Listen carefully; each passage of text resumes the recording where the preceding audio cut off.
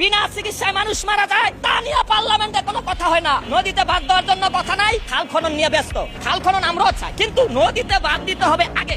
আজকে নদীতে বাদ দেওয়ার ব্যবস্থা নাই। আমার নেতা বরিশালের এমপি, আমার নেতা আব্দুল জলিল সাহেবের প্রতিদ্বন্দ্বী বিএনপির নেতা পাশ করছে, আমরা তার পাশে ছিলাম। এখন সেই মন্ত্রী চাই নদীতে বাদ দেওয়া হোক বরিশালে, কিন্তু নদীতে বাদ দেওয়ার প্রজেক্ট চালু হয় না কেন?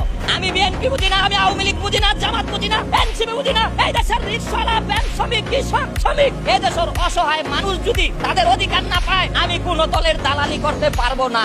আমি কোন দলের বিরুদ্ধ বলি না, পক্ষ বলি না।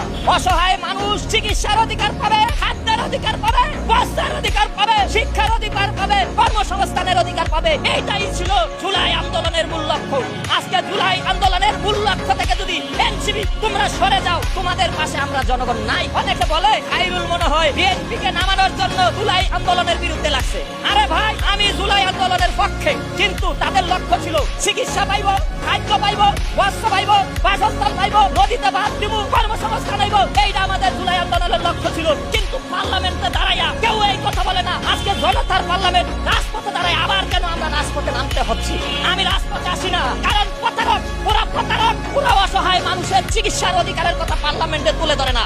ওরা শিক্ষার আলো পৌঁছে দেওয়ার কথা পার্লামেন্টে তুলে ধরে না। ওরা শ্রমিকের ন্যায্য অধিকারের কথা বলে না। ওরা কারা আপনারা সবাই জানেন, সবাইকে বলিয়ে আমি সর্ব